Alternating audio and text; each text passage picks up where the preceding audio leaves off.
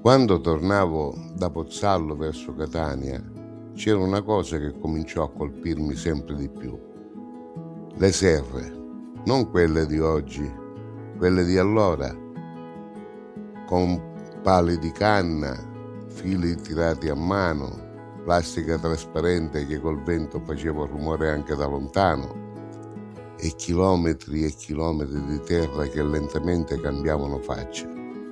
Io quella strada la facevo spesso, da Pozzallo, Ispica, Paglino, e ogni volta vedevo comparire qualcosa di nuovo. All'inizio quasi non ci facevo caso, perché in quelle zone si era sempre vissuto di terra, di vigne, di mosto, dei pomodori grandi da insalata, melanzane, zucchine. Era la Sicilia agricola che conoscevamo tutti. Poi un giorno cominciai a vedere questi piccoli pomodori a grappolo e sinceramente la prima volta mi sembravano quasi strani, erano piccoli, tutti uguali, lucidi. Erano rossi, di un rosso acceso che sotto il sole sembrava quasi finto, ma la cosa che colpiva davvero era il sapore.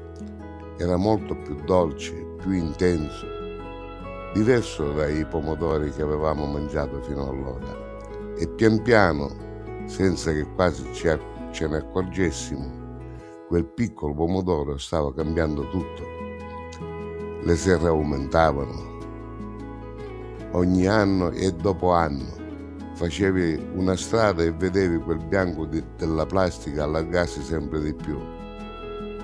Quello che poi molti avrebbero chiamato un mare di plastica.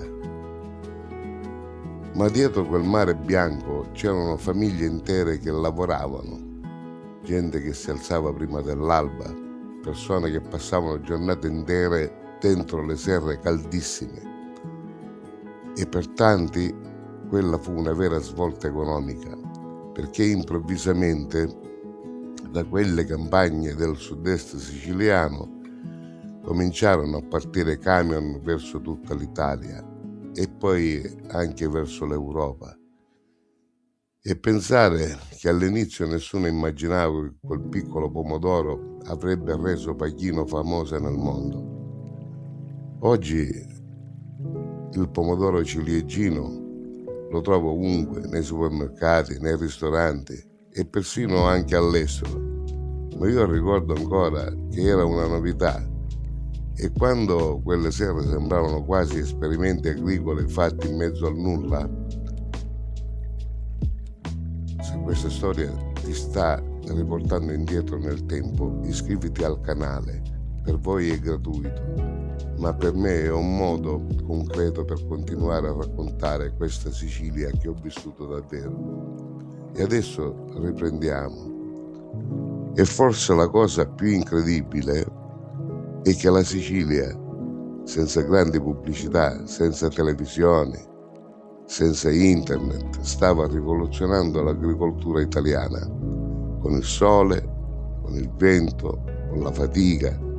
E ancora oggi, quando attraverso quelle zone vedo due Sicilie sovrapposte, quella antica delle vigne e dei muretti a secco e quella nuova nata sotto le serre. E sapete una cosa? Forse la vera forza della Sicilia è sempre stata questa: cambiare pelle senza smettere di essere se stessa.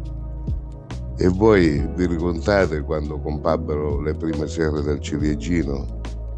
Scrivetelo nei commenti, perché certe trasformazioni chi le ha viste e vissute davvero non le dimentica più.